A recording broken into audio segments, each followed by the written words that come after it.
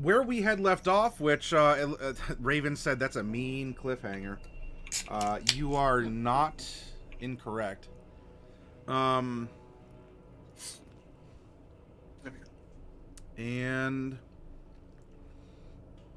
once again, thank you for those of you who did raid or host. I'm sorry my alert box did not go off. Howdy Tiny Pencil. Wizard was saying that they're not displaying raids under 10 for some reason. I wonder if that's going to be a... hopefully it's not a permanent thing. I know they changed how the VOD numbers were working. And that's it's permanent. The VODs are the not displaying under 10. Yeah, the not displaying under 10. Oh, okay. In Twitch chat? Yeah. Streamlabs will still do it, but I don't know that Twitch chat will. Well, then we'll rely on our bot, as punitive as it can be. And it does look like, or at least Wizard Brandon saying in Eric Okra, I said it's light and medium.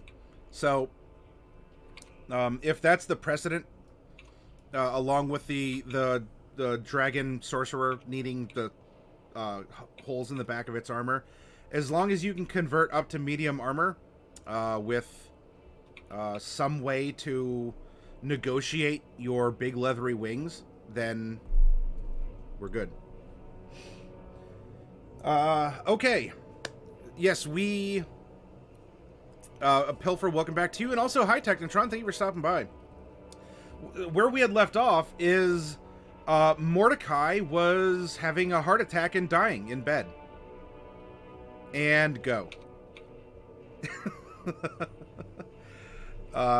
Yeah, opulent luxury, nice warm bath.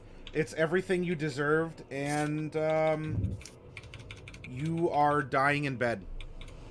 Kazimir, being unable to hear, is unaware of the entire situation. Yep, you're just sort of doing your own Kazimir thing.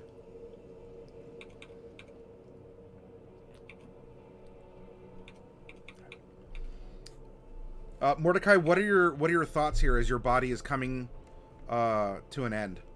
You feel cold. You feel. I mean, it's hard to breathe simply because you both have to breathe manually and you're also not breathing. Does it feel? Is it more like I'm dying, or I am converting back to a vampire? Because like. I know it. I died to become a vampire. Yes.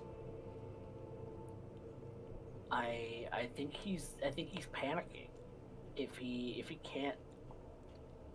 can't breathe and his heart's starting to palpitate, then he's freaking out and he's probably running out of the room. Okay. Yeah. So depending how far he makes it. Roll a con save.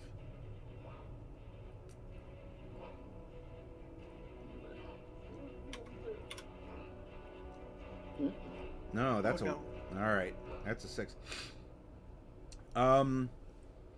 You manage to sort of like flop out of bed, and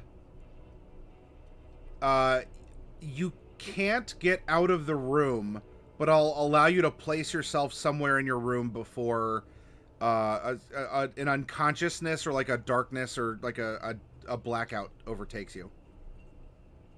He's probably crawling towards the door, trying to shout. Sure. If he can't breathe, he can't shout. Okay. Ooh, pardon me. Darn soda. All right. So you are going to go for the door, and your body couldn't take it. Maybe it was racked with its new old carnal hunger. And Mordecai, you much like we found you in the picture that we see in our opening movie, sort of dead, propped up against the jail cell wall. You cease to function there. Kazimir, I mean, you're working away. At some point in time, I imagine you're going to trance. Yeah, probably 2 hours work. Trance, 2 hours work. Okay, all right. So you're trancing and not sleeping. Okay. Mhm. Bright. What are you doing inside your little, your little like ossuary? Has some little arcane sigils, and there's a little alcove that you can like, oh, you can sleep in. Um, Yeah, I guess I was hoping for um more holodeck, less alcove. But yeah, I mean the maybe I'll have lich dreams or something. I don't know. sure. But yeah, I mean I kind of explored the room and it seemed like it was mostly window dressing, right? It seemed like it was really decor. I mean, cool decor, very well done. But it didn't really seem like any of it was functional, right? Um, if it is, then you haven't discovered your lich powers in order to be able to use the bones as conduits of your necromantic power. Yeah, okay. Well, I'm gonna go ahead and cast a detect magic then. I have it prepared, so Okay. I hate to spoil the illusion by detecting magic in here, but um, maybe there's something that'll function if I poke it right. Yeah. You have a. Dun, dun, dun.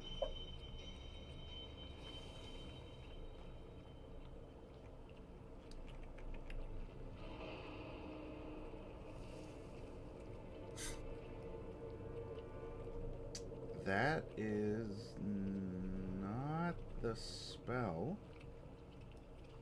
Unless it's under something else. Give me 1 second, because in 5th edition I think they linked similar things here.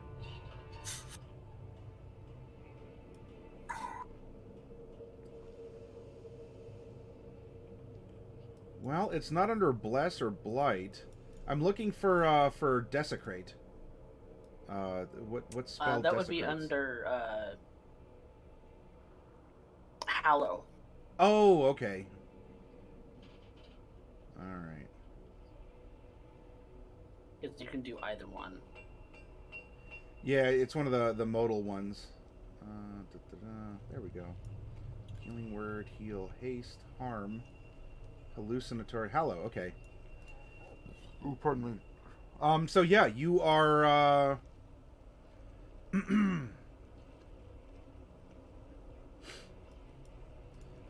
You are getting that this whole place has been hallowed, except not in a pretty way. Okay. Well, that's nice. Okay. Well, I guess I'll go ahead and step into the alcove. You know how to do it, right? I have to turn and then walk into it backwards because that's how they do it. Yes. In fact, the alcove does have necromantic flavor to it. Okay. And is the rest of it illusion or conjuration? It is evocation. Oh. Yes. Oh, evocation. Oh. Yes, interestingly enough. That's not what I expected at all. Okay. Well, I guess I'll back into my alcove and snap into place. Yep. Okay. It's like that alcove was made just for you. Oh, well, there's a notification. Thank you very much for the raid, Arthard Studios. Thank you for coming over, as we're just off break and we're getting back into it. And Darkwolf, if you don't mind giving him a shout out too, while I'm narrating. All right, so you're going to go into the hole that was made just for you, and you're going to sleep in your hallowed space. Professor Cypher, how do we find you interacting in your room? I mean, it's a mini library. There are a lot of books that are here. There's no way you could read them all in one night, but if there's a way you had to stay here forever.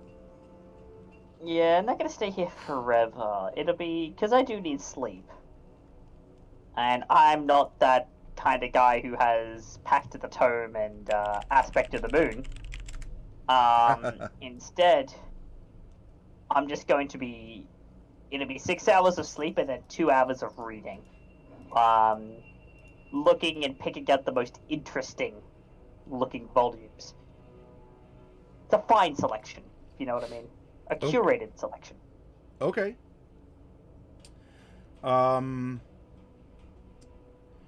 Very well. Then what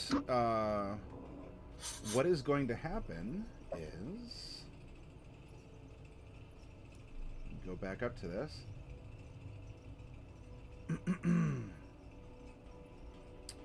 I'm going to offer a set of scenarios, and I'm going to end with Mordecai here.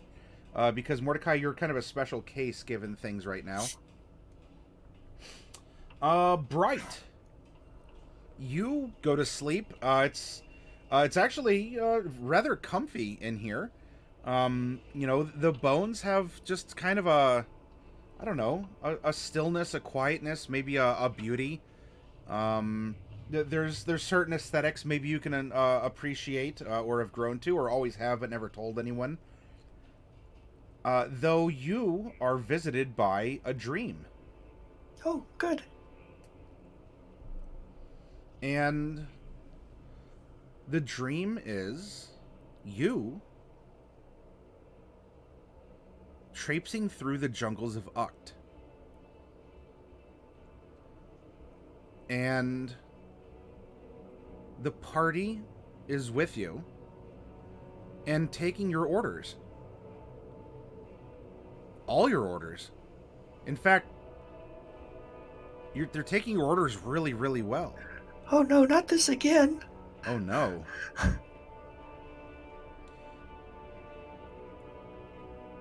And there's a particular scenario, the oh no, not this again, that does play out, except where you are apprehensive, this actually seems to work well. You're able to corral them, and everyone back in Stackadall is happy to see you, and they want to serve you, and you are the leader. And in fact, in this dream, Bright, you've had these visions. You've been able to guide people, and not just that, but you've been able to overcome the challenges that have been facing Mesotopia because of your leadership. And from that growth and from that dependence on you and your magical aptitude and your magical gifts, and the fact that everyone is just enchanted by you, Bright. We see you more like a obviously benevolent empress of Mesotopia, preparing an army that has crushed an eldritch being, that has crushed the undead, to push north, to try and free those poor people left behind in the shattered Shadowhar Empire. And you are you have magnificent flowing, or if you don't want it to flow, it won't flow, but magnificent attire. You have, if you want to wear your helm of comprehend languages, maybe it looks more like how you might want it to look, or operate in a different way. And everyone is operating under your auspices, right? It's a unified force, and you are able to push to the north and the east.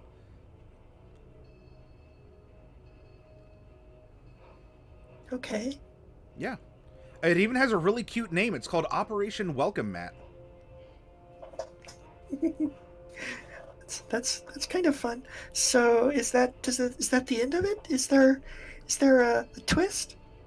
No, that's it. You've successfully driven off the scourges of Mesotopia. You've unified it under you, but you're benevolent, right? Of course. And yeah. I wouldn't suspect otherwise.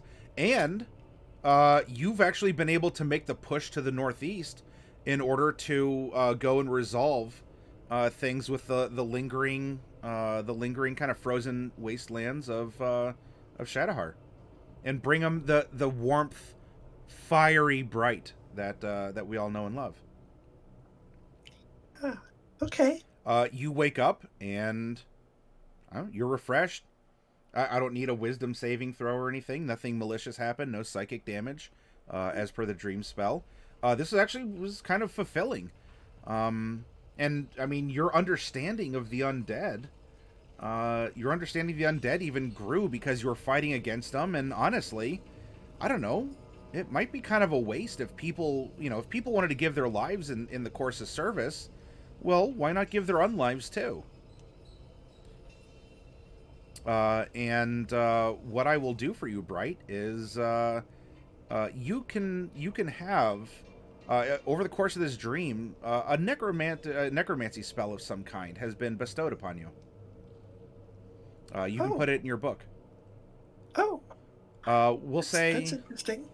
We'll say a spell up to 5th level, a necromancy spell, and if you want it to be a cantrip, you can have a extra cantrip. Oh. If you don't want it to be a spell book one, but it has to be necromancy. Okay. Well, I don't have necromancy on hand right now, but I will definitely look through that and pick one out. Yeah. Wow, that's really nice. Yeah. Congrats on your really conquest. Appreciate that. Yeah. Yeah. Okay. Professor Cypher.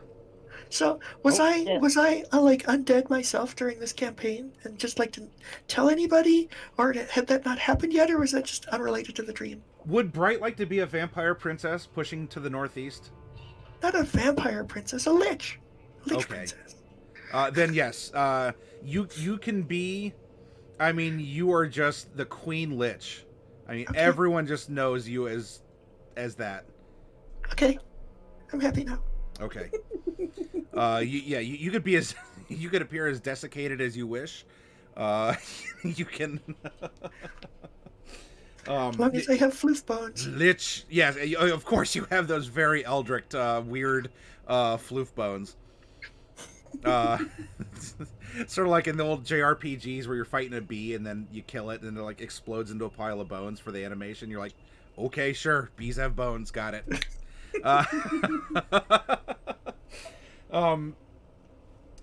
So yeah, you are refreshed. You actually your necromantic prowess has slightly increased, and you have, I don't know, maybe an encouraging dream of some variety. You got what you wanted. You probably got what you deserved, and the world's a better place for it, right? Okay. Yeah. Great. Isn't this nice and wonderful? Isn't this better than Halloween, where I just torture you and rake you over coals and spikes? That happens in a couple of weeks. Yeah, I know. I gotta butter you up first.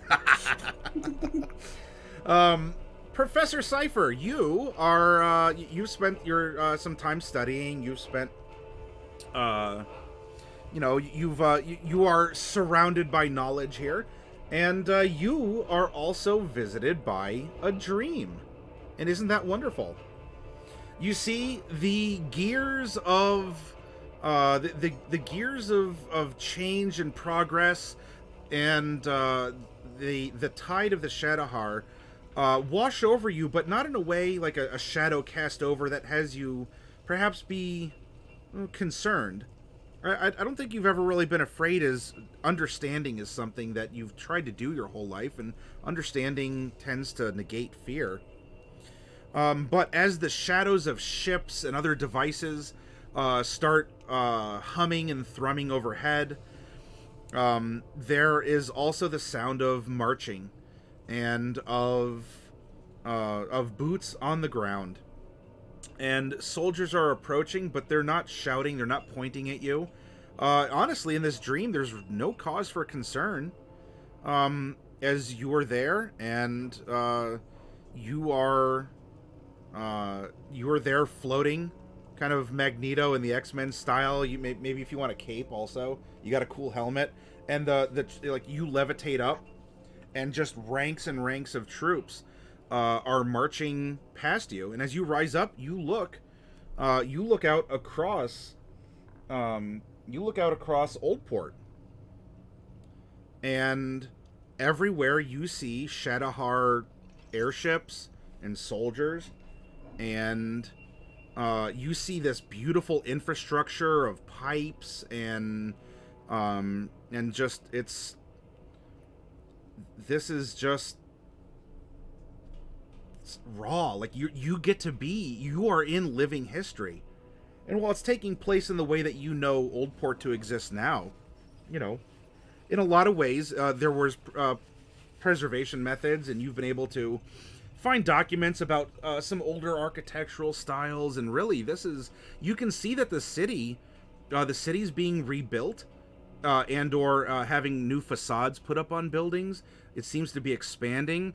Beautiful reds and blacks are in all sorts of like flags and everything, and banners and such are decorating. And Professor, there's a feeling of pride as you're a part of something that it is living history. You are a part of history right now. Something that maybe has really just been a long time in coming. And all at your direction. You're an intelligent person. You are a person who studied history, and quite honestly, the fact that you have a commanding position in this army, as the general of it, and it's about time, after all the struggles and toils you've had in the library, that finally someone, and not just one person, but arguably the most important person of the Shadowhar, the Child Emperor himself, has recognized the fact that you have royal blood in your veins, and that you are one of the first pilgrim families that came over. And it's time that you stepped up and you welcomed this unification between the North and the South. Well, the Northeast and the Southwest, but close enough. And these legions are marching. Well, there's no war anymore. The war is over.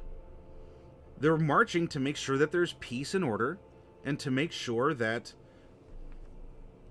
we have returned to how we were supposed to be this whole time. That everyone has access to this knowledge and this technology. And it's just that, if it wasn't for being driven out, we could have had this a lot sooner.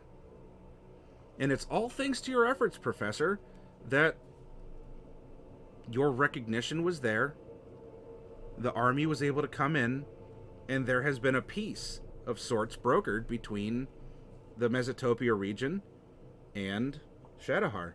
And Mesomasca was simply the welcome mat just laid out for this to take place. All because of you. And Professor, you had a beautiful night's sleep.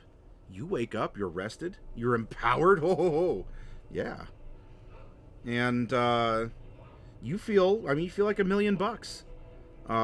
You were able to read some some little some tomes about this or that. The subject matter is whatever, but it's a real shame that I don't look $1 million. No, but I can't do anything. I guess I can. I'm the DM technically, so yes, I'm still afflicting you with your scabrous appearance. However, you're going to wake up and just feel really refreshed. This is an awesome dream. Your power was recognized, and you're on it. And so what you can do is if you make some sort of, let's see, what could be kind of a little boon as an equivalent to getting us, because Bright theoretically could use the spell all the time, or at least just always have it available, but realistically probably not cast it every day until she's ready to build her skeleton army.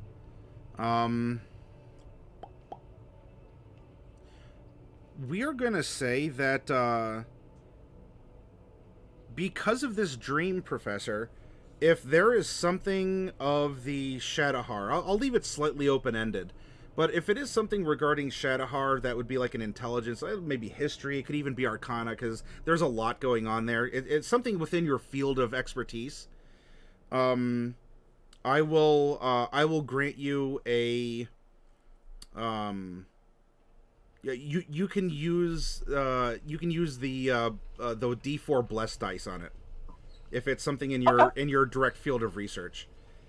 Because you're researching some stuff. You slept on a pile of books. You conquered Mesotopia. I mean, that's a good night, and so you feel like a million platinum pieces. All right, Kazimir, you don't sleep. And so really, you just have a productive night of working on your armor. And in fact, you are, while you aren't necessarily visited by any sort of, dreams or grandeur, you do have a... Man, maybe it was a really long night, something about your internal clock, maybe just being able to concentrate and not hear anything. Changed your perception of time, but it just seemed like the night went on and on. You have been able to make all the modifications to your armor that was necessary. I will, let's do this. While you were... Hi. Meow. Okay. Yeah. While you were doing these modifications, and you just had... I mean, you had a night, but... you were so... You had the production of several nights. I am going to say that you were able to rig up... I know, meow. You were able to rig up something kind of like a... something like a tin ear, which is kind of like an amplifier. And in the course of your modification, so not only can you fly and wear your medium armor, I'm going to say that your hearing, you can hear, but any sort of hearing-based perception checks or things that might depend on hearing are going to be at disadvantage because you're able to hear, but you don't have your hearing restored. Does that make sense? So yeah, you ended up getting several nights of work in one night for some reason. Made hearing aids. Yeah, and you made like some sort of like a little like a metal or like a bone thing that vibrates when people talk. So you're getting the vibration and you're kind of understanding. So at baseline you can hear, but your hearing itself isn't great. But people can talk to you and you can talk back again at reasonable volumes. Meow. You can't jump, okay? Oh. Alright.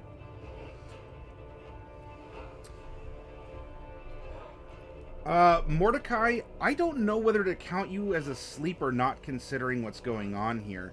And so I think there are two different possibilities that we can entertain. And what I would like you to do, we'll do this the Derek style. We'll do the high or low. Go ahead and roll a d20. If it's high, then you're going to be visited by a dream. And if it's low, you're going to get a not dream, but something will happen. Kind of like what I did with Kazimir, who didn't D20? dream, but still ended up getting something appropriate for this interaction. Okay. That's high. You are... Can I help you? Ma'am? Thank you.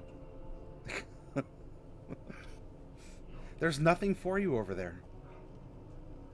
Okay, well, she thinks there is. I guess that's all that matters. Oh, I know. Pilfer Pup. The cat butt is real. If it's not a fuzzy calico one, it's a gray slug butt from my tabby. I mean, he's even like a tiger slug because he's got like that sandy underbelly. Like he just doesn't ooze unless you count like a trail of cat hair that he just leaves behind. Then I guess he oozes like a slug because he's gray and has the stripes. Anyway. To be fair, cats are made of liquid. Yeah, they are really their own state of matter, aren't they? They're gelatinous on the inside. Oh, no, gelatinous cats. That's a new monster. Oh, it's kind of like the blimps that we made earlier in the year in the 2-word adventure. The blimps are my favorite. They were so fun to draw.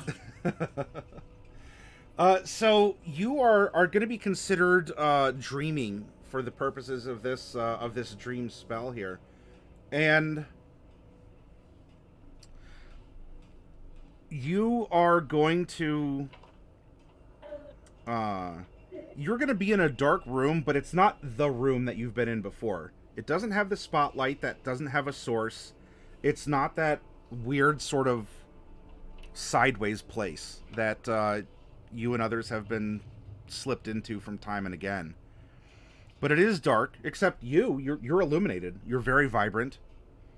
And there are several figures that are starting to emerge from the darkness. Coming out of, if fog was darkness, so you could see more of them, but they had a directionless light. 3 lovers of your past walk out from the darkness and simply stand before you.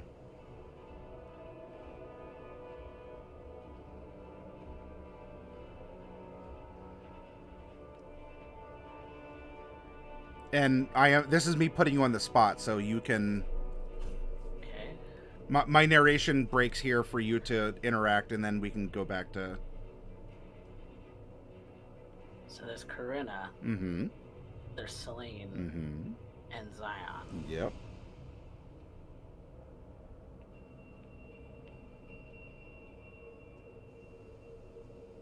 I'm a bit confused. I look to Celine. What does she look like?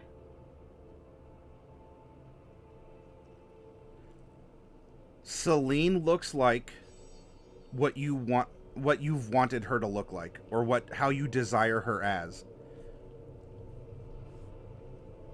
So whole. If that's whole and dressed in priestly garments, dressed in undergarments, dressed as just I don't know, you kind of like, you had a wistful thing thinking, oh yeah, because you visited her cave. You're like, oh yeah, she was kind of in the rough and tumble, like a little explorer's vest with the heavy duty pants. If you kind of like that, you know, kind of like the paleontologist style. But the 3 of them look as you would like to see them, which could also include if not a wedding band or some other sign of a deeper commitment, or, you know, if you ever thought about having a kid with any of them in some capacity, that could be indicated as well. But the 3 of them are appearing to you in ways that you held as an ideal for them.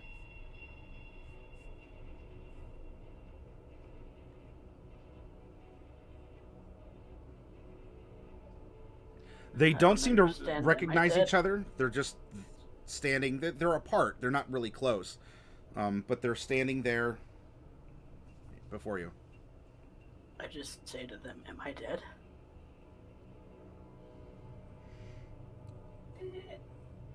There is... there's no reply to that. But they're also not just standing there like they themselves are. You're getting kind of I don't know, like let's say Zion kind of had, you know, so he walked up and he was there just you know, regarding like sometime that he'd be waiting for you to speak to him. But then he'd have that pose he'd kind of like slip into, like hand on the hip, kind of like leaning forward a little bit, so that they start kind of changing poses so that they are animated in a way, but you don't get an answer to that question from them.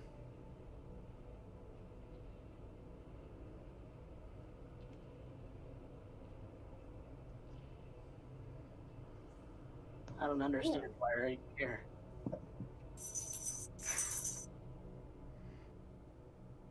Why are all three of you here? The three of them answer at once in each of their distinct voices, though they do blend together in a nice, you're a musical person, into a nice chord or like a harmonious answer.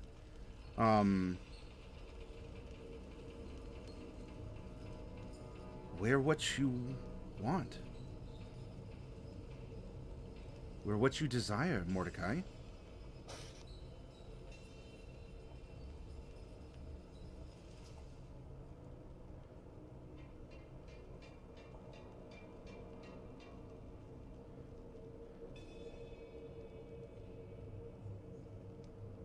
What do you want from us?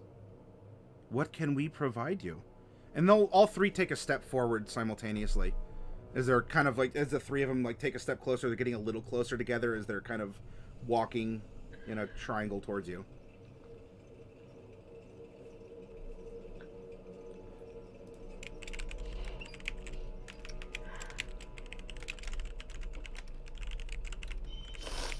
I want Celine back. I want Corinna back. Zion, I don't know where you are.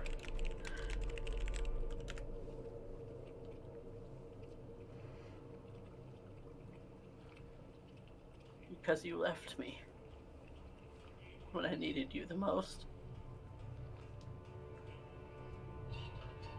What about me do you desire, Mordecai? He responds.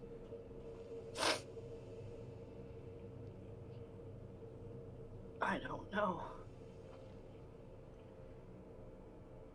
When you do, then perhaps you can find it in yourself to find me. You've been such a coward, Mordecai. How dare you?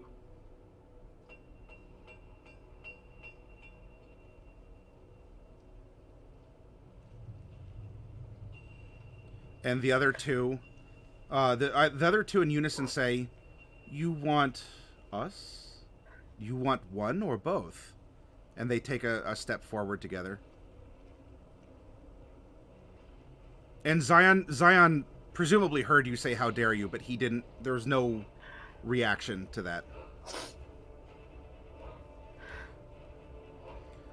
Mordecai, doesn't that make you greedy?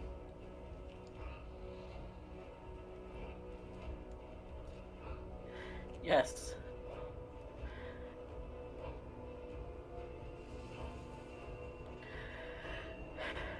I can be greedy.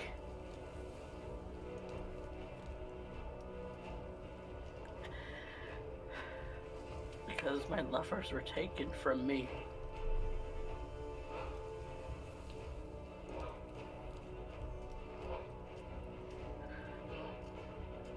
Mordecai, each of them say. We wonder, now all together, we wonder, then, what we left behind.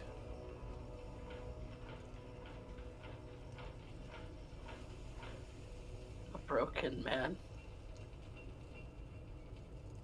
A man who thought he was going to heal. You have all the power you could hope to have, Mordecai. And they all take another step forward.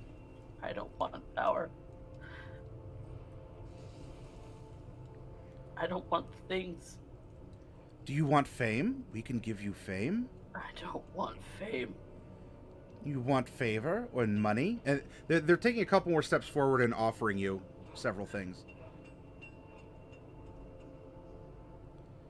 I want my heart back. I want my Celine. You feel weak for a moment, and as you kind of, I don't know, you go to sit down, there's not a fall. There's no real floor. In fact, you are on a very nicely cushioned couch, like a half couch or something. And they continue to ask you these things as they get closer and closer. and the three of them now surround you as you're on the couch. And they're wearing very gauzy outfits, and they have like a big, like a feather fan, and another one has a plate of a favorite snack of yours. I mean, the plate of grapes is the stereotypical thing, but something that you enjoy. And I don't know. I guess Zion might be playing an instrument or something, while one of them is fanning you and the other one is feeding you grapes or an equivalent. You want everything, Mordecai, and maybe we can give you everything. Is it bad to be greedy? Is it bad to want? It's not bad to want, but I know it's not real. It's not real. It's not real.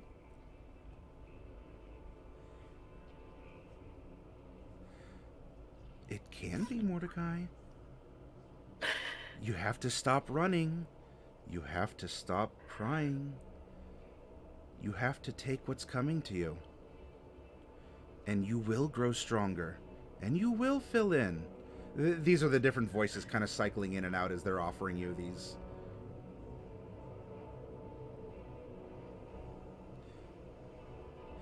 If you're a hollow man, and Zion will say, well, then be the best hollow man that you can be.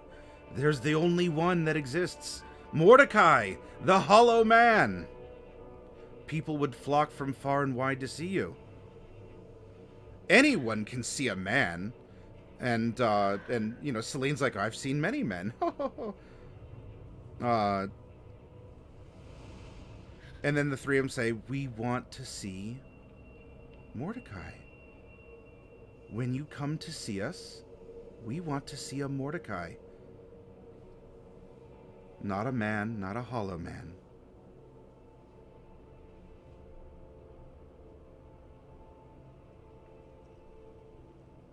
All I want is her. Both of the hers say, which one?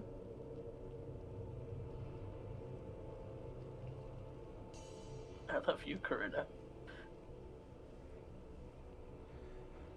But I want Celine.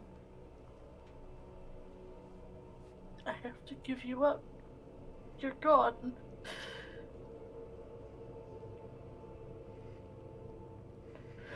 And if I'm out there somewhere, Mordecai, says Zion, why don't you come for me if both of them are gone? Chase me. You left me. You left me. I did. But if You're you going want me, to. you'll get me. You have to want. You can't just sit back and expect love and adoration to pour down upon you.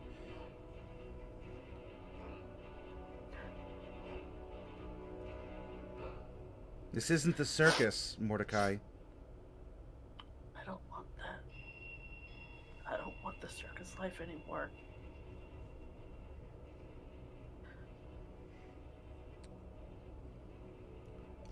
Corinna ends up vanishing, and then when you say that, Zion ends up vanishing too, leaving Celine. Celine's there with the grapes, and she looks whole.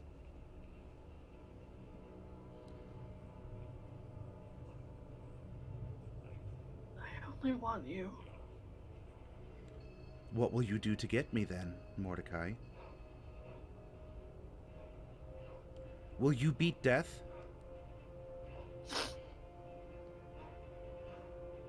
No.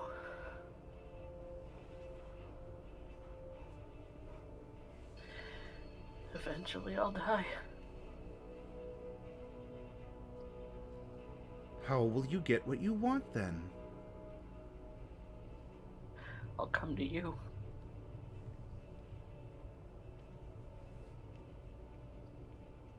That might be a long, hard road, Mordecai. You saw Doesn't what it matter. did to me.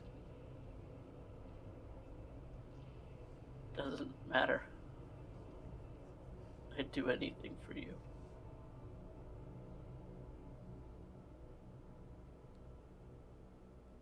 If your will is that strong and you are that determined, then I'm sure that you will do what you must to get what you want. That's what we all have done. That is how life and even unlife works. The power, the raw power and force to life, is the exertion of one's will. Weaker wills fall away, stronger wills step up. And they do things from grow vegetables to conquer lands. They save and take lives as well.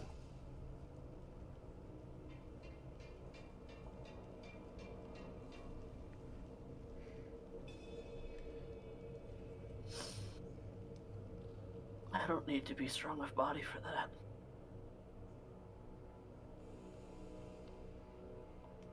I just want to be mortal. I hope then that you can accept truths that you might not wish to accept about yourself, about the nature of life, and what lies thereafter. I spent my life pursuing it. I gave my life pursuing it. And you're going to have to do the same then if you want to come to me.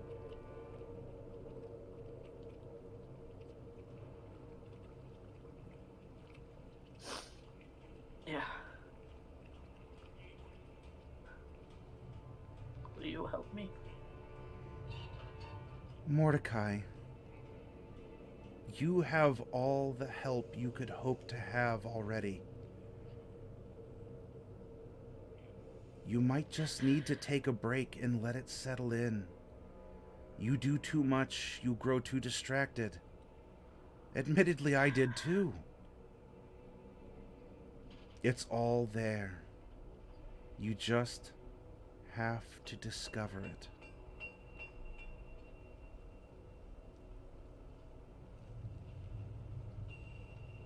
Okay. You may not need to, but breathe. And she smiles.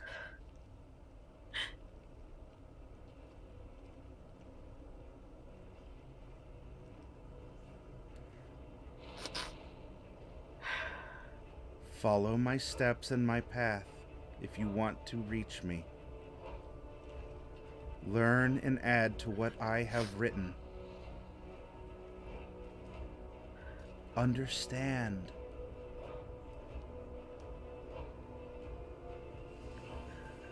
Of course, my love. And I think you'll find the power has been with you this whole time.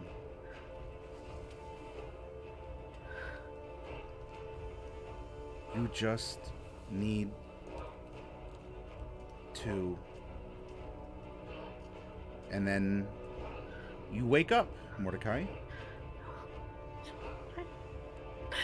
Tell me what I need. And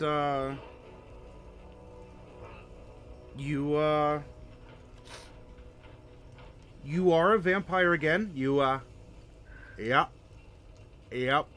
I hunger for blood, and I have pointy teeth, and my heart's not beating. Though you do have the remnants of that temporary mortality that you had been holding on to.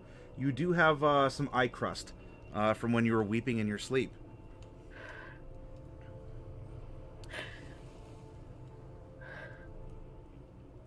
He wakes up still crying. Mm-hmm. Tell me what I need, Celine.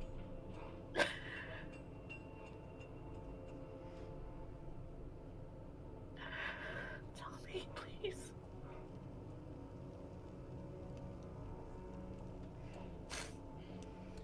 Mechanically, if you can provide a particular reason through word or action, a narrated reason, Mordecai is going to be immune to the fear condition.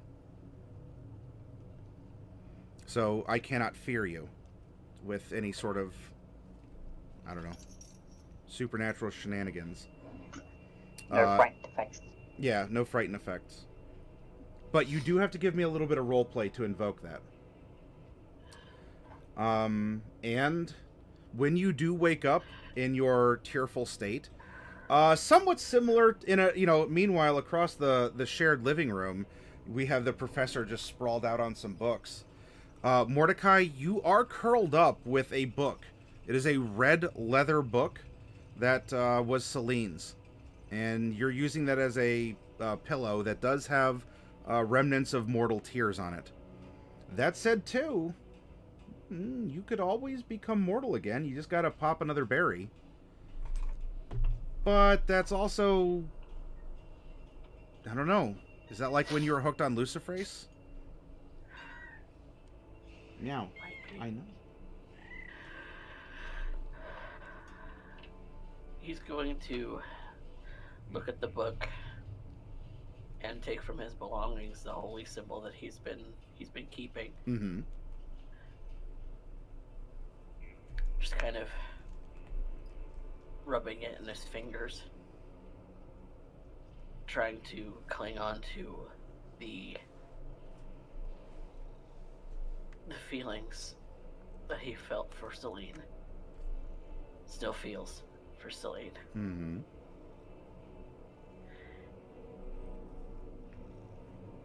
Doing everything that he can just to hang on to that. And earlier in the shop,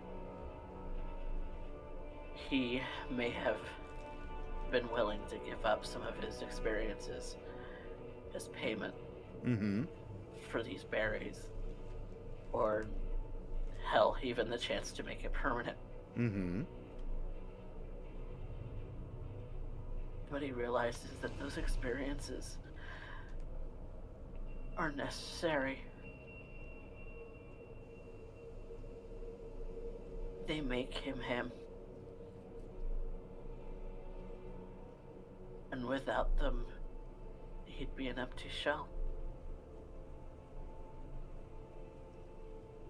Without them, he wouldn't be the Mordecai that Celine fell in love with. He needs to be exactly the same, or better, when he sees her again.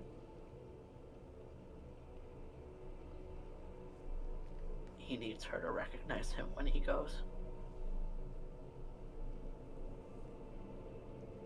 That's all that matters.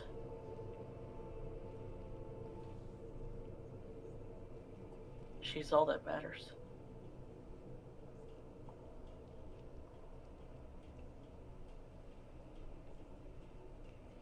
That's all he wants.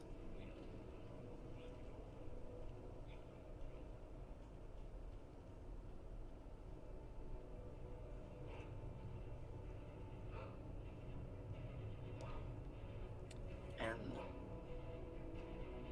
maybe by looking at this holy symbol now and again, he can be reminded of just how courageous she was. And maybe be like her.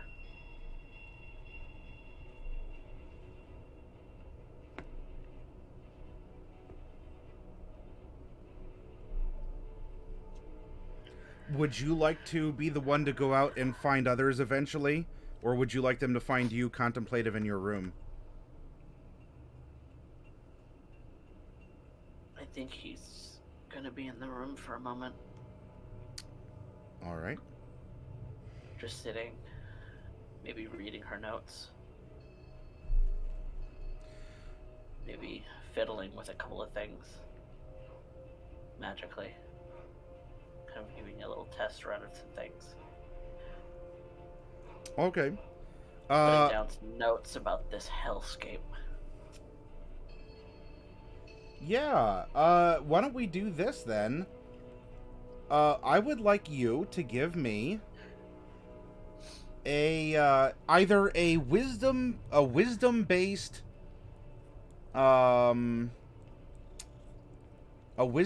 religion, or an intelligence-based medicine. We're gonna swap it. We're gonna fuse these concepts here.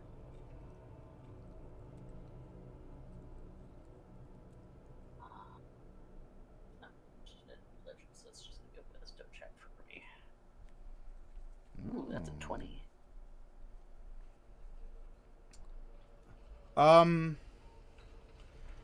Yeah. I will give you a revelation as you will end up being found in the room, which is unalive unless you eat another yew-berry. He doesn't have them on his person. Bright has them. Okay. Well, Bright, I mean, you wake up, it's just sort of like Dracula Dead and Loving It. You could do that cool kind of like lift up out of your coffin effect that Leslie Nielsen had, if you wish, or out of your wall sconce. I'm in the Borg alcove. Yeah. No, I'm not gonna be looking for Mordecai. I have a lot of magic work to do. Okay. Then yeah, you're studying in your ossuary. Professor Cypher, I don't know if you're still reading. Like you wake up, you stretch, you're like, okay. I would be, yes. All right. Just reading.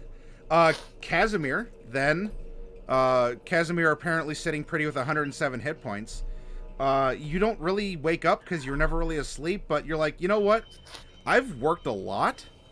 I haven't heard from anyone. So you need to get up and stretch your legs and take a break. So why don't we have you go and check in on Mordecai? Okay. Mordecai is well, I don't know. Kazimir walks in. He kind of has some. You could either describe it or like tell me what your tin ear or whatever it looks like. But he has kind of a device on his head. But Kazimir walks in and finds you. Although to be fair, Mordecai, Kazimir kind of looks like. I don't know. Does Kazimir grow stubble? It's very strange looking anyway. Yeah, that's true too. Well, I don't know. There's something about Kazimir that's just sort of like older or just like worn. But yeah, Kazimir walks in and finds you studying your book. And by the way, your book, as you opened it, you see that none of them are necessarily complete, but Celine was drawing you in parts in different ways, like almost like an anatomical study. Like she would have a picture of your arm, and in the first one she like showed your tattoos, but then it's almost like she peeled your skin off in her imagination, and she drew your musculature, and then she peeled your muscles away in another drawing, and she drew your bones. And so, like, she was, I mean, might be a little creepy, but yeah, I mean, yeah, she definitely, if I recall correctly, Lethality, Celine actually had that as a part of her personality. It was something like, even if there's like a demon chasing me, I'll stop and draw its anatomy. Yeah. It's more, the particular flaw was regular people run away from a demon. That's right. Yeah. So, I mean, definitely like kind of creepy vibes, but they are not like malicious vibes. Right. She was just doing more than undressing you with her eyes. She was flaying you with her eyes too. But when you're seeing these drawings and these notes, and that you get this, I mean, you can reflect now, especially after what you had been through. And so, Kazimir, you're probably going to see a tear. Like, I mean, maybe it's converted over to blood or something, but you will see a tear in Mordecai's eyes here. But, I mean, she put in work in this, and we can still laugh and snark that, you know, she paid attention to particular anatomies and whatever. But, you know, her medical sketches were very thorough. But there's something... There's a connection, a closeness, or, you know, now that you've stopped, you've taken some time, you've had this emotional bleed, and you're getting your mind on it, not off of it, trying to think about other things, do other things, busy yourself. you're looking and you're contemplating, and you're not just seeing the words in front of you, but you're feeling them.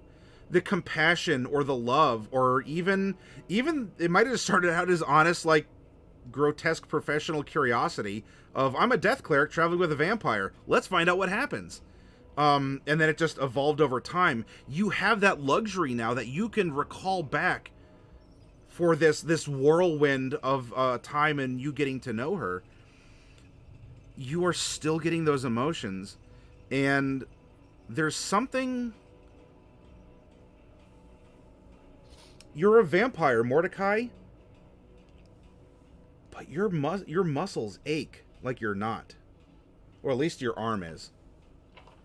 Like you just sort of like reach over, and it's a little unconscious at first, and then you catch yourself like actually feeling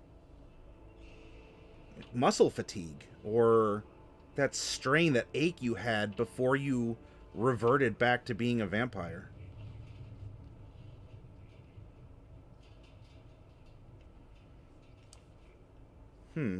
But I'm sorry, Kazimir is standing in the doorway. Everything all right? Yeah. I think everything's gonna be okay. Do you need anything?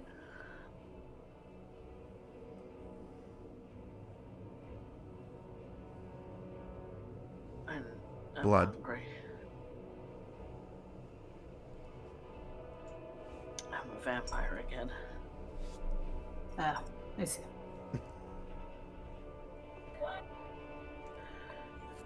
I don't want to be. You could take Barry again. Probably still gonna be hungry for breakfast. Well, both are easy to get here. Yeah. Now that Bright's taken one of those berries, I don't know if that's gonna be... I don't know if she's gonna be a vampire, and I don't want to put that on her. I don't want to do that again. I have plenty blood. I don't want to do that to you either. Real quick, I'm sorry, Bright. You wake up and you have a weird leg again. You have reverted in your rest overnight. Your time limit was up. That's unfortunate. Well, I'll have another berry. Okay. No one will know. All right. Okay. I think Until we ask about the berry, Ken. I think I am gonna go ask for one because I don't know that blood's gonna be very easy to come by here, and at the very least that'll, keep me from digging into all of you. Since you're the only humanoids, you don't look like a humanoid anymore. You look like one of those things. Are you gonna stay like that? We'll see. Feel very powerful. I don't know. I don't know how I feel about it.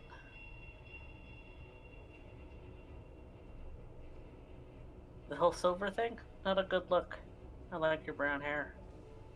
It was going to go gray eventually. You're an elf. Yeah, in 500 years. Yeah, you have 500 years to enjoy the brown hair. You don't need to rush it. Getting old sucks. Fine. Being a 30-something-year-old tiefling sucks sometimes.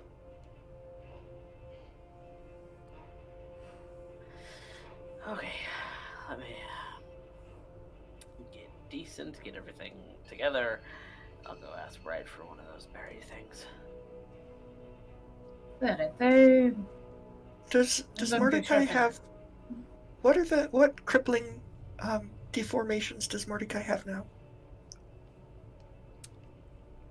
Big heavy tail still. Yep. Thick tail. You had noodly arms? And Yeah, I dagger think hand. so. And Yeah. dagger hands. Oops. Yeah. Okay, so he really needs a berry then. He woke up. Yeah, he woke up on the wrong side of the bed.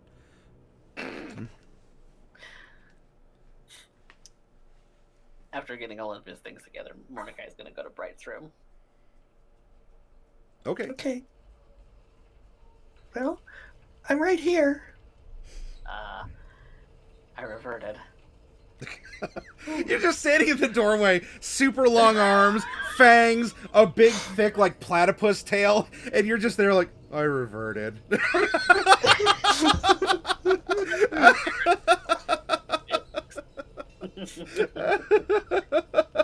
What a way to sum it up.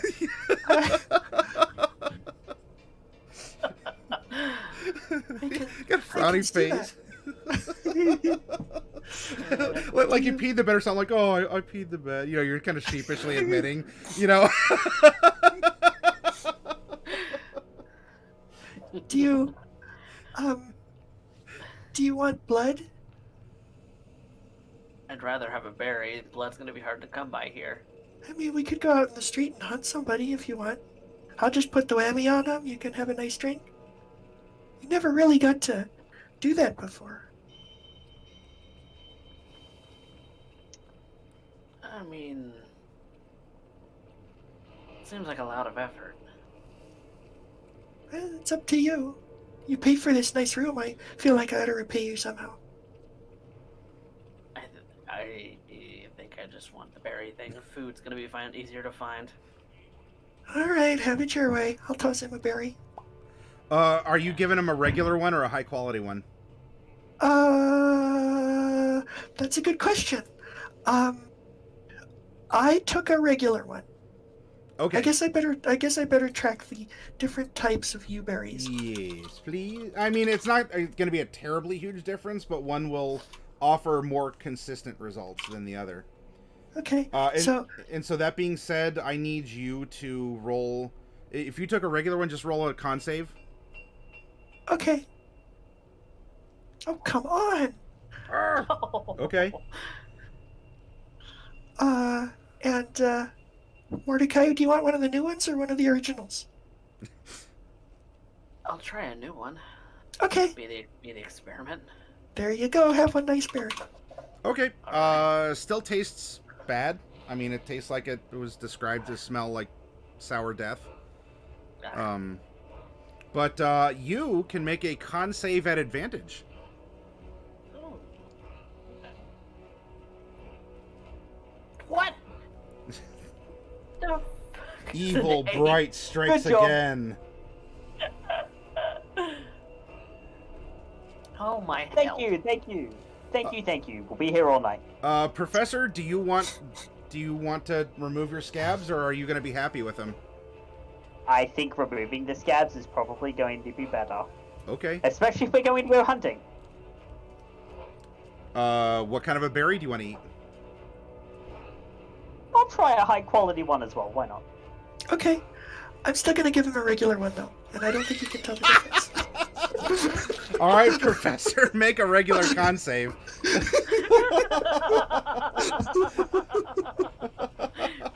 Bright's a little shit. Oh, wow. If only it was high quality. All right, Oh, no. well, that's an 11. A 10, 8, and 11. At least y'all are going to be reverting close to each other. So, I'm so sorry. I'm not really no, sorry. you're not. Yeah, there we go. No, you did. Yeah. You're not sorry. Bright's having fun being a little shit. This trip to hell is absolutely what Bright needed for a long time. This is vacation for her. Some catharsis. Yeah, this is For that poor this little is the goat. Bright spotlight arc right here. Is really what we're getting at. Yeah, tearing an egg out of Celine's chest wasn't enough. Yeah, well, I mean, she got to tear a Her pair of stomach, dragon you wings out of. C-sectioned her. Yeah, Violently. Mm-hmm. and now she got to do it to Kazimir too. Ooh. Yeah. Ooh. Weird. Watch These her things are wake up. kind of This coming is to all a life. dream. Yeah. Well, what is it with Violet, Bright, and C-sections? with evil brain C-sections. Like, It's a celebration of I'm life, sen- just differently. right. I'm sensing a trend here. Now to be fair, she also looked at Celine's book of medicine, so, you know, That's fair. it's Celine got her start bringing life into of the campaign. Celine got her start bringing life into the world, so, you know, yay. Bright just got a little jealous and murderous about it. So you eat your berries, and I mean, your rooms all look like they did. So I mean, Mordecai, if you like peek into Bright's room, you're like, all right. Well, I mean, I think you were around to discuss it, but like, okay, bones. It kind of reminds you of the ossuary where actually Celine's bones are. You know, in fact, it even looks like Bright was resting in an alcove, much like her skeleton was ensconced. You know, in a similar fashion.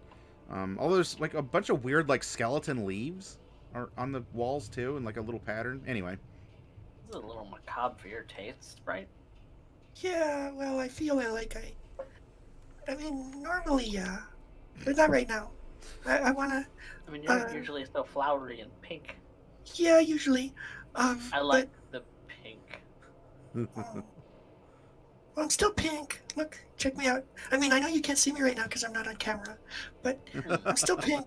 I just have to think about the future a little bit, and maybe I can't always be pink. pink is like an No, it's off-white, right? It's an off-white. Bones are off-white. I suppose there's a correlation. I'm not liking where this is going. Anyway, your stay in the room does come to an end, and you are there's a on your door, and there's a little gribbly imp in the bellhop hat and a vest. It's time to check out. We're coming. All right, I'll wait. You follow me when you're ready. And I get all my things together. Okay. yeah, I don't really have that much gear. You all have packed up, studied, mem spells, whatever. Took one last nice warm bath. Although the imp is going to look at you, Professor. Actually, at all three of you. I mean, besides Kazimir. I mean, Kazimir exists. The imp sees Kazimir, but really passes over. What happened to you in your sleep? You are ugly. A little bit of a recovery period. We'll be out fairly Yeah. soon. We haven't had our morning constitution yet. We'll be fine. Oof, if that's a recovery. I just don't let any of the guards see you, because that's gonna be trouble. I mean, there's Yeah. only so much I can do to try and cover you. Try not to linger too long outside the peepholes of the doors. You might make guests throw up a bit in their mouths. This is a classy Alright, establishment. Don't worry, I told you we'll look better when we come downstairs. That's why we still need to freshen up a little. Hurry up. We have to flip this room. I wonder if they literally flipped the room.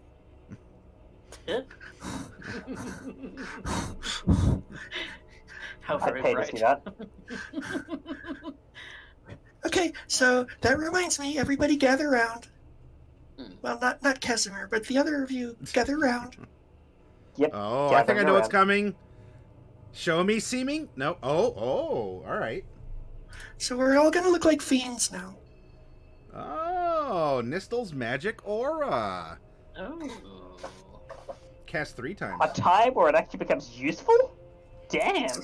It's been pretty useful this whole game. I've actually gotten a lot of use out of it. It's probably my most useful spell other than the combat ones, to be 100% honest. Okay. Yeah. So we're all just gonna look like fiends. Yeah, I guess then if you have a particular devil, demon, Yugoloth, or some of the weird off-brand like a Rakshasa or something, if it has a fiend tag, in any of the books? I don't think that changes our appearance. It just makes us read as fiends. Yeah. Oh, I'm sorry. Yeah. You're thinking of steaming. Yeah, I'm sorry. I had seeming on the brain, and I'm there. Oh, Nystel's magical aura, and I didn't complete the thought. Okay, so yeah, you're walking around, but you're giving off, you're giving off the fiend vibe. Right. Fiend vibes.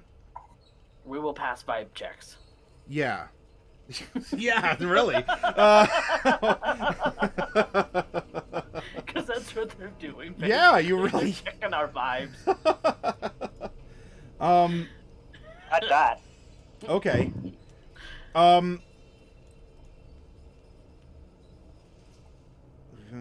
We will proceed to go and find Jaden. Sure. Okay. So you pass into the lobby, and there's that same kind of snake, like bird-headed but scaled snake, but has kind of feathers thing with 2 hooks for arms behind the desk. How did you sleep in your suites? Very well. It was refreshing. Quite, sir. Was it empowering? Sure. I would say so. I certainly hope so.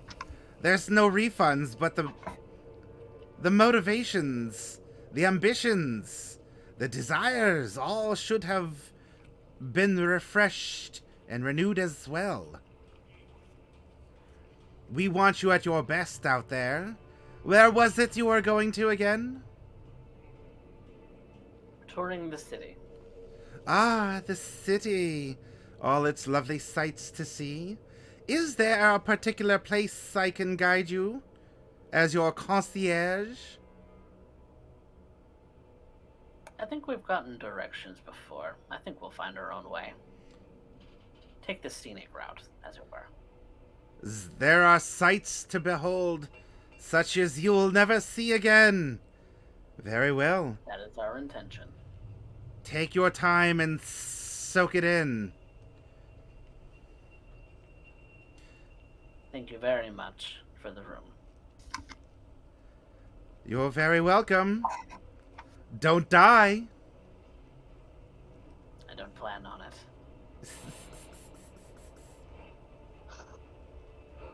And we'll make our way out of the building and out into the city. Okay. You do. As you step outside. Oh my. What? This is not the street you came in on? I mean, you can actually look up, and it does seem like there's there's city above you, and there's still city around you, but you're not on the toilet seat, you're mid-bowl.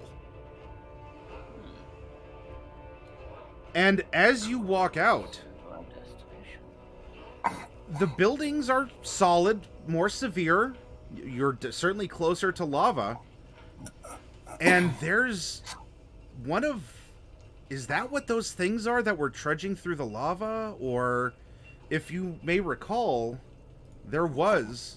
I think it was kind of mentioned in a sort of a narrative. But, you know, you have the things that were trudging through the lava. Oop, that's the freehand. You have the things that were trudging through, but inside the city, there were some other figures too. And as you exit the place where you had rest, one of these figures is on display? Something.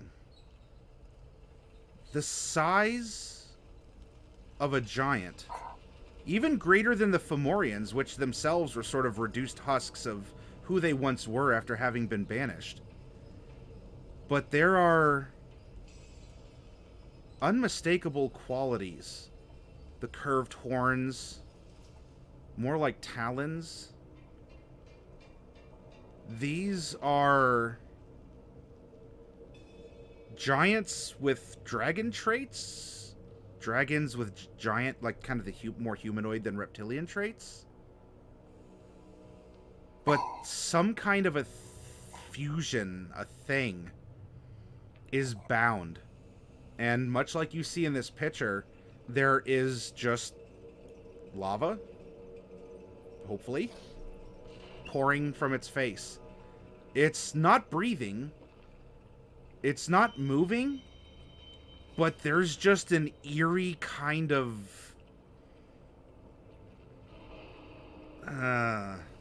life, unlife, something weird to this thing where it's not a statue, it's not dead, but it's also not alive. And it is a weird homunculus of these two great ancient races that existed.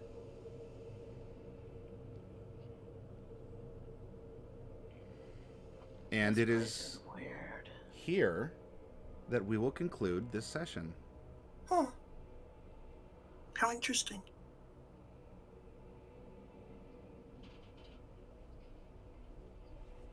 Way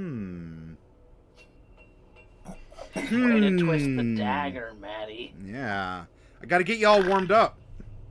It's getting cold. Way to twist the dagger. You're welcome.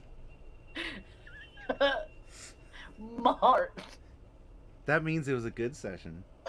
It was. I love this. I love those kinds of things. I almost started crying during it. I was like, no, Mordecai. He's such a cry boy. Yeah, he is. That's because I'm a cry boy. Hi, DC. So. DC, you arrived right as we're finishing on cliffhanger? Whatever. An exiting door. It's not really a cliffhanger. Exiting out into the world. Yeah.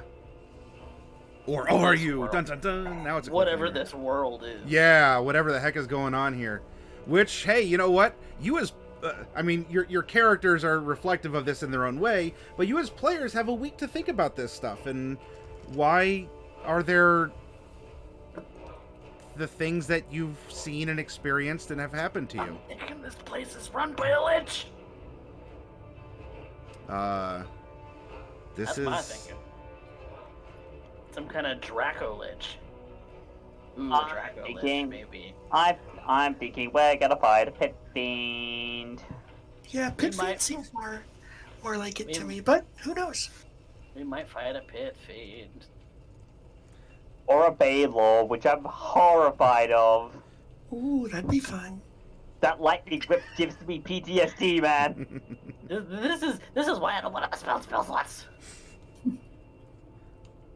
Oh, you And don't say.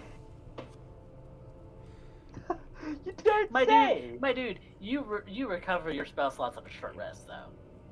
Yeah, but the thing is, Don't spend your arcanums though. I've spent my arcanums before. I mean, I have been figuring that. It's new day. I've always figured that Yeol is probably a pit fiend. I'm saying it backwards, so it doesn't count.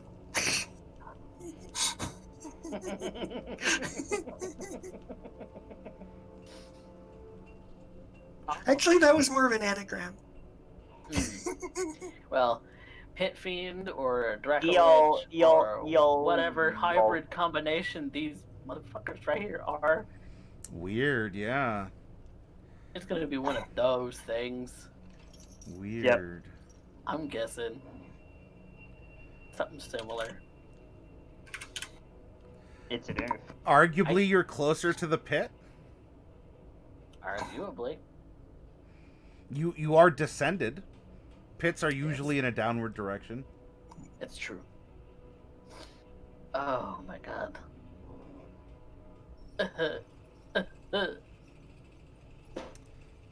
You did say that I would be immune to fear at this point? Yes. You just have to give me some kind of a... you just need to supply some sort of roleplay I don't know, That's step up and, you know, if I'm providing a mechanical fear effect from, I don't know, there's like undead or dragons or other things, like there's just spells that also cause it. So you will be immune to fear, but you just have to roleplay, I don't know, boldness, sass, logic, I don't know, something. Okay. That is Mordecai, you know, Mordecai's stepping up. Yeah. I think in those moments he's definitely going to be clutching onto that holy symbol. That's part of how he emboldens himself.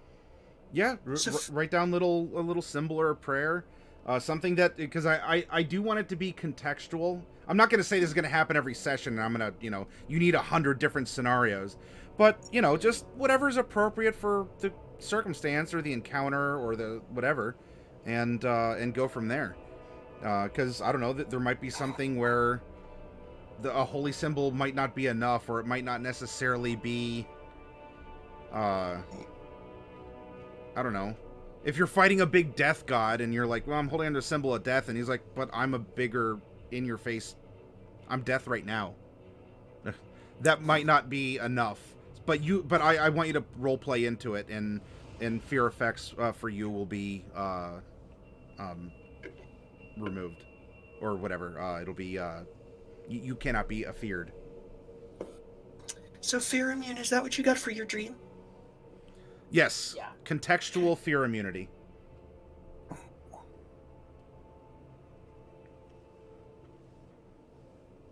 Yep.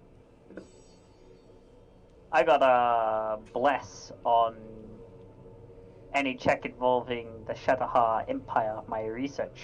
Yee. So I wanted to ask you, Maddie, about that necromancy spell. Yes. We're still, like, actually, like, raising undead is still gimpy, right? Like, it's cursed?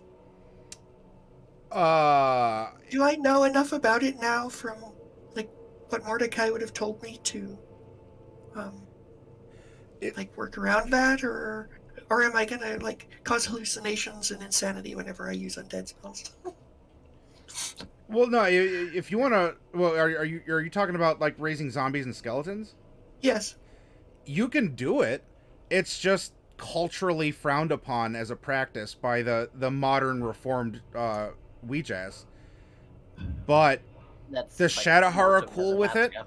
and then someone raised a particular tiefling that we met in the first couple adventures into, I'm just going to simply say, an undead of some kind. And so someone on Mesomasca has practiced it. So, I mean, it might be taboo, but there might be a particular point where you're like, do you want to live, or do you want to let my zombies help you? You know, you're getting to the point where you all can assert yourself in situations, for good or bad, or maybe the indifferent every now and again. So yeah, I mean, a village might not like the fact that you just raised a bunch of undead. At the same time, if you do it because a unit of Shadowheart are otherwise going to come in and, I don't know, burn it down, Decimate the building. then Village, they can be upset at you later after they're alive and their buildings haven't been burned down by the invading army. Okay. So, I mean, Bright will have an attitude to that of some variety. I mean, maybe an Uct. I mean, there's all sorts of magics, and of course you would have gotten, well, you know, practice necromancy responsibly. There are cultural, you know, considerations, but ultimately, it's, you know, it's your magic, and so it was probably a little bit more loosey-goosey in Uct, but yeah, it's, if you can... I mean, so, I'm technically not stopping you from raising an undead army. If you want to continue to do so for a good or bad, that's your call. But I will not forbid you from doing that. Okay, the only exception... I'm sorry, one more thing. The only exception is if we do have a combat, I need to make sure that we arrange something that it is... it moves along. Because if you have, like, 10 skeletons, is there a way that we can, like, fairly to you for raising them? Because I do want to honor that, but I also don't want to take, like, an hour every round. I'm sorry, go ahead and speak. No, each skeleton has to act on its own initiative. You have to track them all separate. No, okay. What? Yeah, so I guess what I'm saying is I was under the impression, and maybe this is just in the flower field, but I was under the impression that like necromancy magic was cursed, and it would like the hallucinations that Mordecai had when they were out in the on the ship and all that. I thought that was like a side effect of necromancy magic. Well, No. That was just Mordecai going crazy for a bit. Yeah, that's He not. hasn't It wasn't a since, side effect of the magic which as is far as irrelevant. I'm aware. And as far as I was playing Animate Dead with Celine, I was running them as a group in combat, and that as far as she was concerned, breathing false life into a corpse such that it will lie back down after it's done is okay. Bringing a soul back and stuffing it into an undead body to create a greater undead, such as in the Create Undead spell, yeah, no, that ain't cool. I'll tell you what. Let's run an experiment here because you mentioned Flower Field. I would like you to roll 1d100 for me, Fluffy. Okay. Ooh, okay. 15. Okay, so you It's not cast Animate Dead, and you're in a wild magic zone. Now, with how we've been playing wild magic, the effect is blended into the spell in some way as well. And in this case, oh wow! For the next minute, you regain 5 hit points at the start of each of your turns. So in this case, you might have regenerating skeletons, or we could play it in that you, as your zombies deal damage to the enemy, you are, I mean, they transfer the blood to you, so it covers you, but it also heals you. And so, I mean, you have horrible blood harvesting skeletons. That's kind of cool, maybe. Yeah. But also, if you did it in a wild magic zone, you summon fireballs. So, you know. Exploding undead. I Yeah. think Bray would like that a lot, actually. Yeah. Yeah, That was actually. It's a Why did I wonder- bring that up? I wonder why she's not an evocation wizard. Well, Silly. it didn't I fit don't the think we've concept. hit Fireball on it yet. I actually have not been even preparing Fireball recently, because I don't want to We're bring in fire. fireballs. Yeah, I don't want to bring fireballs to hell. That just wouldn't be a good choice. Yeah, But yeah, Because if most of them would probably be either resistant or immune. Yeah. if Yeah, we're I talking haven't- about I being in a haven't wild magic zone, then, I mean, necromancy will act like any other magic. It's just that, It's taboo culturally. culturally it's taboo, but mechanically it like, works as other dead. spells would. I guess to interesting effect if you're creating shambling corpses that, I guess, turn into unicorn skeletons or something. And, Yeah. I think Bray would like that too. I gotta stop while I'm at... Like wild magic. It's so Bright silly. suddenly starts enchanting everyone like, hey, we need to go back to the north of Mesomasca. Trust me, it's cool. Now that we're not gonna die as a result of fireballs, maybe. Okay. All right. Well, so I haven't. Create Undead is level 6, and Maddie said it could only be level 5. So I can't Yeah. take Create Undead, but I could take Animate Dead or Dance Macabre. Oh, And yeah. there's other ones too. I mean, Bestow Curse isn't bad either, especially if you upcast it and you don't have to concentrate. So I haven't really decided, but I'm probably not actually going to prepare any of them right now anyway. So can I just work it out over the week? Yeah. Okay. Yep. Your instantaneous decision as Bright is time dilated to a week IRL. Okay, good. I love how RPGs allow us to do that. I wish we could do Yeah. that in real life. Right? Yeah, D&D is a game in where a 3-hour hike takes 5 minutes, and Yeah. a 5-minute battle takes 3 hours. Yes. Oh gosh. The time dilation is real. All right. Well, what I'm going to do, I'm going to take us over in a raid. Looks like oh, you know what? I think we could give the Torpid Network another raid. I don't think they're finishing up just yet. So I'm going to take us over. Thank you all out there in audience land. I hope you really enjoyed the session. Certainly had a lot of ups, downs, and all arounds. And we're going to continue it this coming Tuesday. And don't forget, lethality and Fluffy. Is the Tuesday before Halloween okay to run our spooky stories, or did you want it on November 3rd afterwards? Well, I don't care, but I can't do another 8-hour marathon. Maybe we should do them split over 2 sessions. I'm not necessarily opposed to that. Do them for longer. Yeah, we could probably do. Well, do them for longer for each session, but split it over to 2 sessions. Well, Okay. I mean, the last time we did it, we were played for like 8 hours. I know. I tried so hard. I'm like, okay, this is like a solid 45-minute one shot, and we just had so much fun. It wasn't. I think we need to anticipate that this time. Plan for 45 minutes. We're gonna go 2 hours. Yeah. Yeah. So split them up, 1 on each day. Yeah. Well, 2 on each Like day. 2 and 2 and 2. Okay. Yeah. So we'll straddle it. 2 on the 27th, 2 on the 3rd. Yeah. Sounds good to me. Okay. Yeah, and if we don't use the whole time, we can play Jackbox or something. Okay. Or Among Us. I know yeah, a lot of you have been asking me to play Among Us, and I'm like, all right, I don't have the time, but this is the time where I would have slotted because I'm up and I have this set aside. So, yeah, we could probably, all right. I'm gonna let you in on a little inside baseball. I was up taking a break, and I'm thinking, what if this was totally meta, and when we came back, you all were staying where you were and everything, and I went on the microphone. I'm like, wake up, wake up. And we just went into a trivia murder party. And then, because I was looking for ways to, I wanted to ring you out a little bit, but then give you a benefit. For that. I know. I don't know, it's pretty close. Oops. Oh, yeah, we automatically went over. Oh, no.